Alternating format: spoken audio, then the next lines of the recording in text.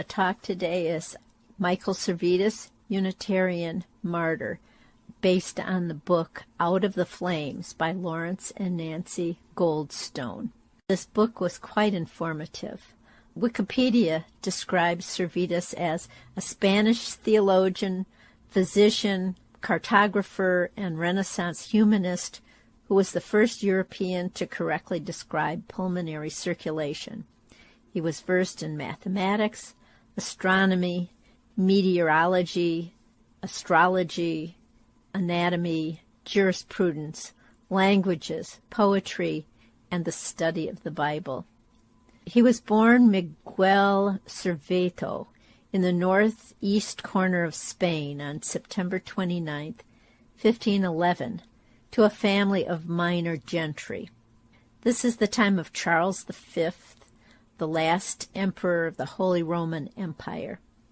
France was ruled by his rival Francis I, and England was ruled by Henry VIII. This story is also wrapped around the new interest in books. This was also the time of a new high demand for books since Gutenberg developed the printing press in 1455. There was an increase in literacy, and the wealthy had started to collect books.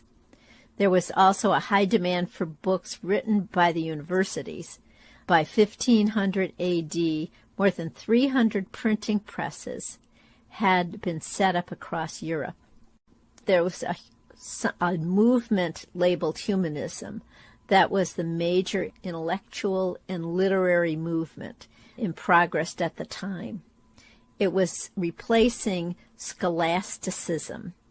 In scholastic study, all knowledge was divided into 4 strictly delineated areas: theology, philosophy, jurisprudence, and medicine.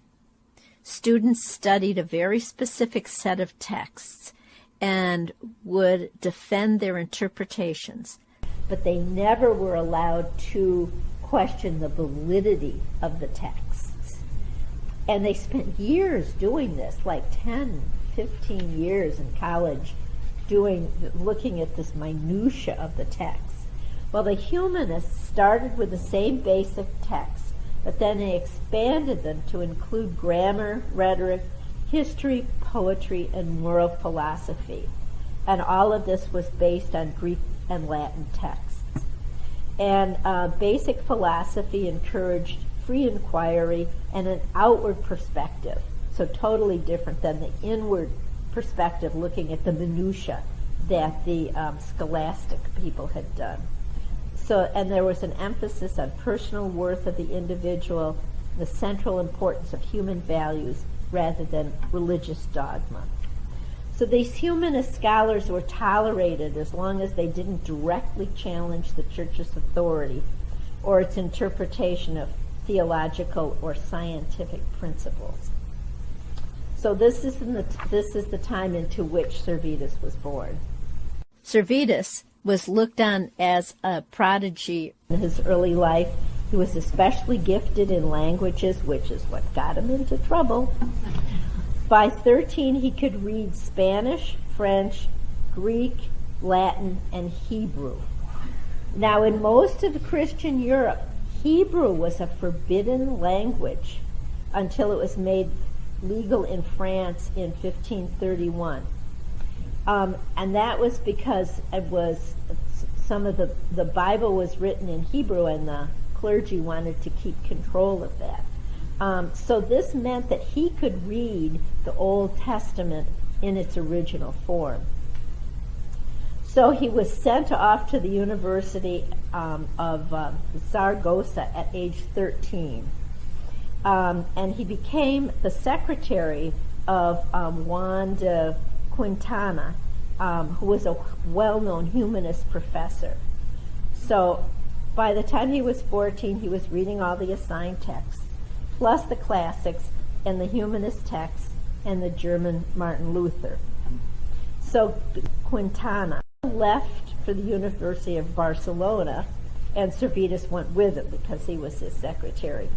So at age 16, his father sent him to the religiously orthodox town of Toulouse and the University of Toulouse. Quintana gave him a 2-year leave from being his secretary. None of them realized that, though, although the town was conservative, the university was a hotbed of radical thought. It was here that he Latinized his name to Michael Servetus, as was the fashion among the students at the time. The students read widely, with the most subversive book they read being the Bible, both the Erasmus translation and the Computentia Polyglot Bible, which was edited by the humanist Cardinal Exmerius, my Latin isn't good, and approved by the Vatican in 1522. Now, the interesting thing about this Bible is it had one column of Hebrew and Greek and a parallel column of the Latin Vulgate. And since Servetus could read all of those languages, he could see the difference between the original text and the Vulgate translation. He could also, by this time, read the Quran in Arabic. He's 17 years old at this point. So he was not anti-Christian. On the contrary, he felt that a return to the biblical scholarship would save Christianity. So after 2 years, he had a 2-year leave, he returned to Zaragoza service. And Zaragoza had now become confessor to Charles V and was part of his inner circle. So Servetus got to observe the extravagant surroundings of Charles's coronation when he was elevated to the head of the Holy Roman Empire. And he resigned his position because he did not feel that all this pomp and circumstance with people kissing the Pope's feet and such was appropriate. So then Servetus went to the University of Basel in Switzerland, which had been established by Pope Pius II based on humanist principles. By the time he got there, the town was openly Protestant. Servetus stayed with the town's leading Protestant figure who'd been part of this revolution. But he thought that the reforms had not gone far enough, and he was critical of his host. He insisted that all Roman corruption went back to the Trinity. Well, this newly established leader was now much more interested in maintaining the status quo, now that he was very influential at the town, than examining doctrine. And after 10 months, he denounced his troublesome guest, who fled to Strasbourg. So this was in 1531. So in Strasbourg, a supporter put him in touch with a printer, Johann Setzer, who agreed to publish Servetus's first book on the errors of the Trinity. The book was very small format, 3.5 by 6 inches, so you could hide it in your pocket, 120 pages, because they knew it was heretical. It was divided into 7 sections. It was not his best writing, but it was called a prodigious piece of scholarship. He cited over 30 sources in Latin, Greek, Hebrew, and Arabic, and quoted or alluded to 52 of the 66 books of the Bible and 6 books of the Apocrypha. So this was incredibly well scholarship. He wrote it as though he was addressing an opponent and fiercely attacking, often ridiculing him. He thought that viewing the Holy Spirit as a separate being was practical tritheism, no better than atheism. And he said that the doctrine of the Trinity itself was inconceivable, worse than all its, and worst of all, it incurs the ridicule of the Mohammedans and the Jews, because of course they were monotheistic.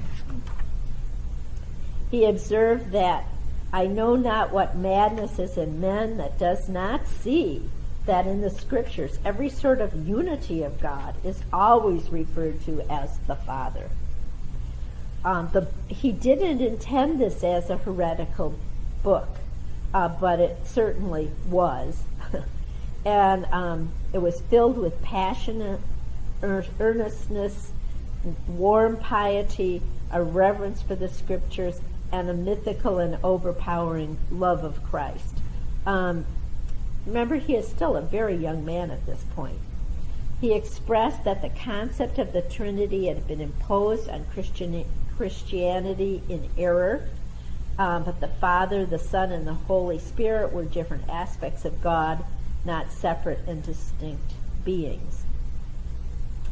The book was published without the printer's imprint, but heresy sold well, and the book completely sold out very quickly and was discussed everywhere.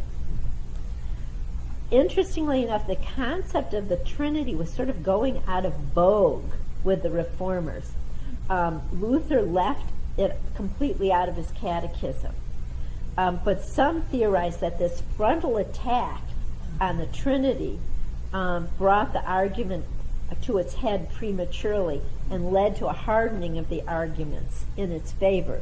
So without Servetus, we might not have the concept of the Trinity in the Christian church. Obviously, the book was banned, and Servetus was sentenced to death by the Spanish Inquisition in absentia and denounced by reformers. He then published a less strident book called Two Dialogues on the Trinity, which was also banned. And he escaped from both camps, the Catholics and the Protestants. So now at age 22, he enrolled at the University of Paris as Michael de Villeneuve. I guess my French is also not good. Villeneuve. What is Michael of the New City? Anyway, he ultimately aligned himself with the most radical factions at the university. Surprise, surprise. John Calvin was also there and wrote his first book on Seneca, which bombed. The radical Professor Kopp was being inaugurated in the head of the theological school, which had been very conservative up to this point.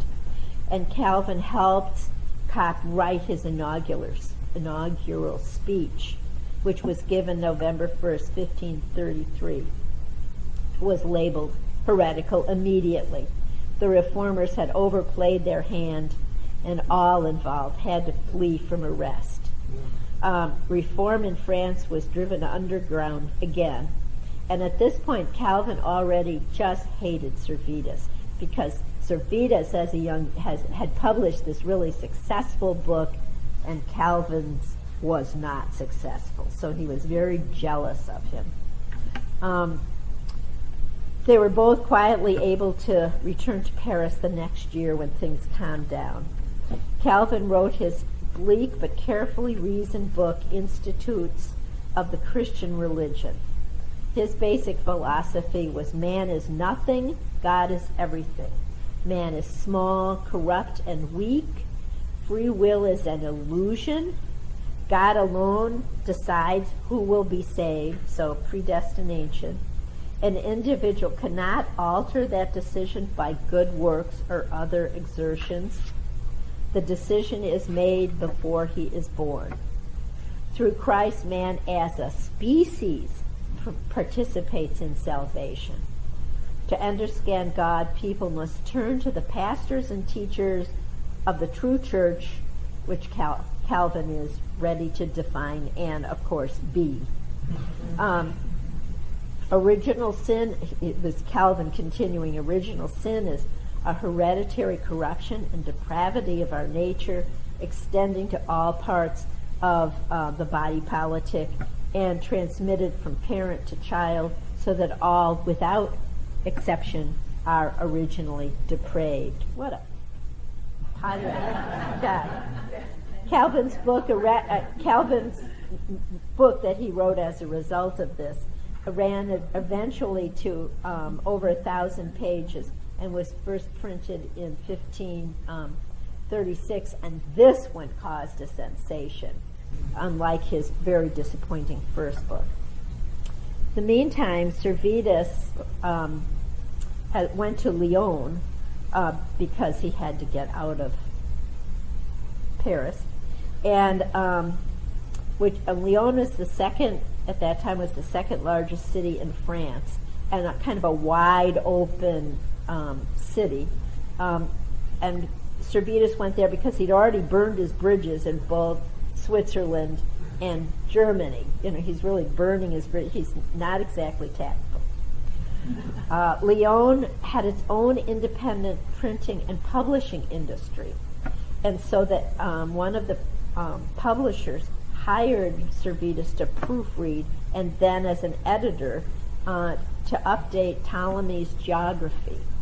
Servetus used the oldest Latin and Greek editions that he could find to create a more authentic book called The 8 Books of the Account of Geography by Claudius Ptolemy of Alexandria.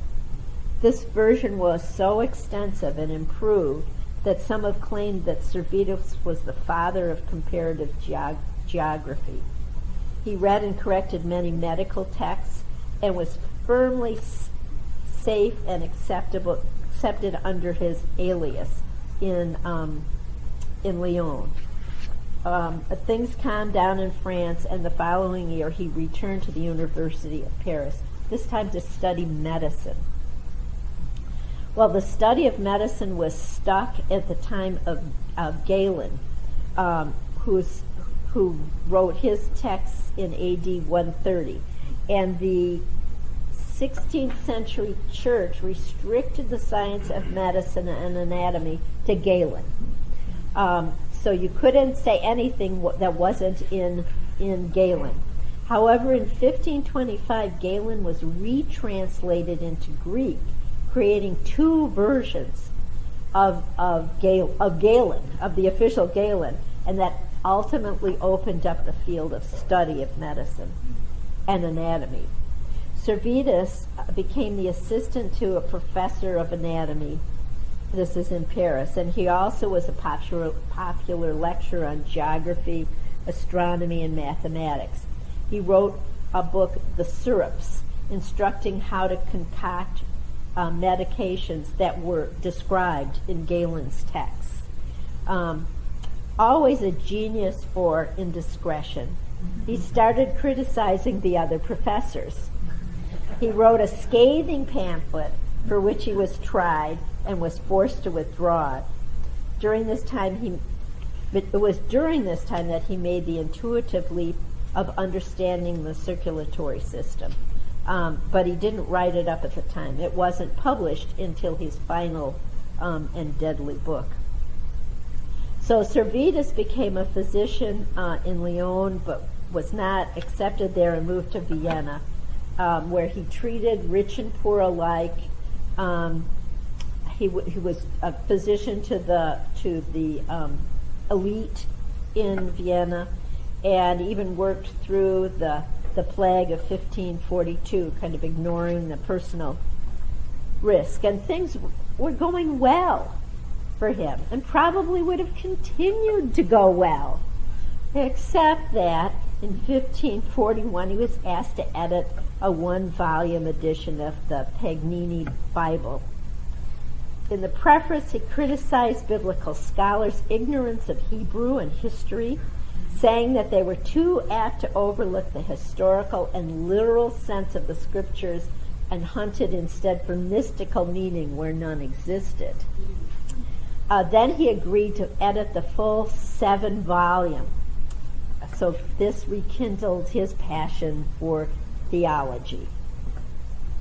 So he started debating theology and the biblical underpinnings with a friend of his, Jean Filon, who was totally, of course, outmatched by Servetus with his extensive knowledge of the Bible.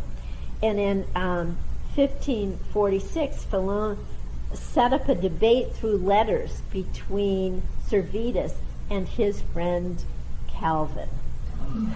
Calvin, who had, of course, very different views, Calvin, who already absolutely hated Servetus. But that doesn't stop Servetus. So after 6 years of writing in secret, Servetus published The Restoration of Christianity in 1552. It contains several themes, including the injustice of infant baptism, the contortions of the scriptures, the myth of the Trinity, and the assertion that God existed in all people and things. It was published in secret and not by the publisher, not by the regular employees. They went out in the woods and hired other people to publish this thing. And the publisher, again, did not acknowledge that he was the publisher in the book. The first batch was 500 books.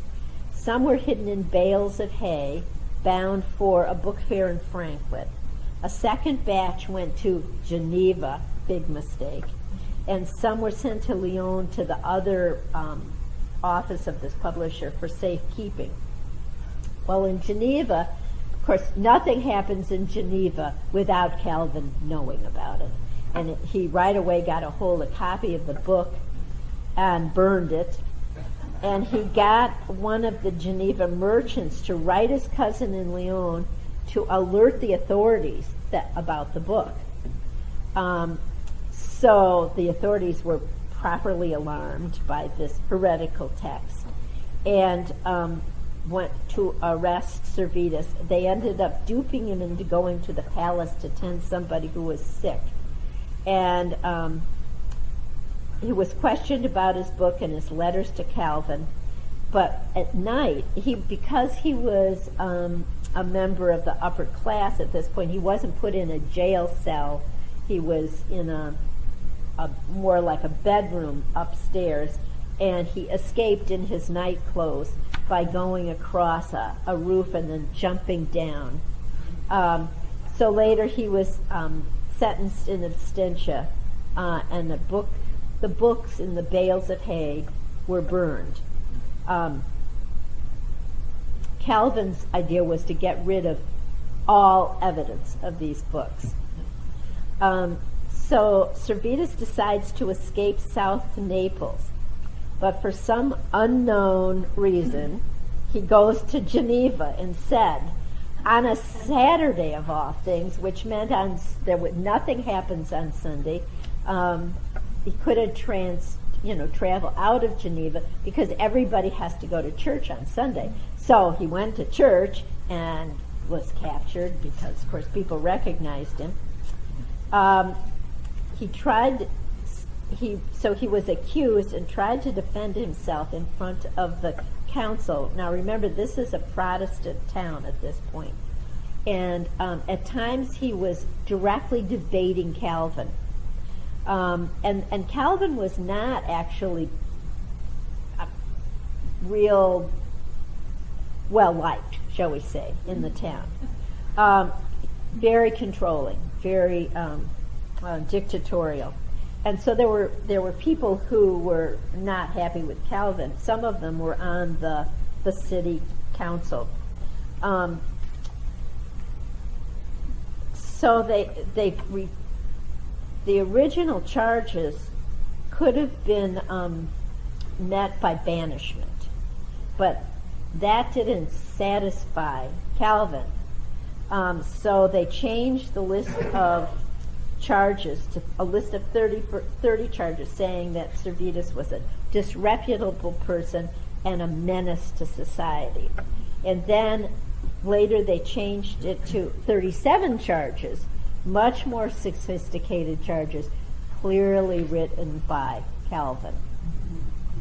And they changed the debate from being an in-person debate in front of the council to a written debate. Unfortunately for Servetus, libertines in the town who Servetus was depending on decided not to challenge Calvin at this point, and Servetus's fate was sealed. He was convicted of on October 26, 1553, and burned the next day at the stake with the book lashed to his arm. And Calvin didn't go to all the citizens of the bigwigs went to his death, but Calvin chickened out and didn't go for whatever reason. But Calvin, after this, was widely denounced by people for the whole affair of Servetus's death. And other Trinitarians or anti-Trinitarians at the time became much more cautious in their writing because of Calvin being killed. Yeah, but interestingly enough, his Calvin or Servetus's writing was more widely disseminated because he wasn't there, to be damaged by it. And some people took his work and republished it under their own names. And when they were researching the location of his book in this book, there's only 3 copies remaining in the world. Calvin did a very good job of wiping them out. One of them is Calvin's own copy, which he did not destroy because he had cut out the preface of the book and mailed it off to, was it Lyon? I think, as part of this, to get Servetus. And so there's the book with the pages missing is still in existence. So people know that that's Calvin's copy. So even though he was determined to destroy everything, he didn't destroy his own, which it's Edinburgh. Yeah, there's one in Edinburgh, one. There's one at John Hopkins. In Germany someplace, was it? I can't. Anyway, there's 3. But it was copied, so we know what it says because it was copied out. So his writing ended up influencing the beginnings of the Unitarian movement in Poland and Transylvania, and led to a split between the Calvinist Polish Brethren in 1565 in Transylvania, or Poland rather. So that was really the beginning of the Unitarian influence in Transylvania and Poland, which then eventually spread to Holland and then to England sometime later. So that is Michael Servetus, a fascinating, amazing man. Knowing all those languages is what really got him into trouble. Okay, we could have time for questions. Amazing man. His family were kind of minor gentry in Spain. Yeah, that's what, and that's why it was so significant that reading and book collecting and stuff had taken off in the 1400s and the 15th century. This was a huge change from when books and reading were only in the monasteries and were handwritten, which is why there was this push for the printing press, because these wealthy people had, all the books that they had in their libraries that they were wanting to collect were all handwritten, and so that Gutenberg saw an opening here for entrepreneurial opening, shall we say. So the fact that they could then print these in more copies than just handwritten was huge, and they were bought right up. This was the big, like I say, it was the internet of the time. This was the big thing. And the fact that people realized, hey, this is an open thing. I can take what I think and get somebody to print it and put it out there for people. This is really the first time that could happen. Kind of the, what do they call that when you publish your own books now? Vanity press. It was sort of the beginning of the vanity press of the time. And the book, yeah. Yeah, this I got it out of this Out of the Flames, which the book group read, and that has not only Servetus, but it's got all of the book stuff in it. If I recall, one of the books was just tucked in somebody's library, wasn't it, Rose? Yeah. And so I don't think he realized. I mean, there were people. All these rich people were collecting books, and somebody collected it and stuck it in his library, and the Inquisition didn't find it. Rose is the expert on the book part of it. Yeah, John Sigismund was the first ruler to declare religious freedom in a country. He was believed in the Unitarian concept, but did not impose it on his country. Just opened it up for the freedom of religion, and then when he left power, it changed back again. But he is really known as the first leader to promote religious freedom. Thank you so much, Barb, for the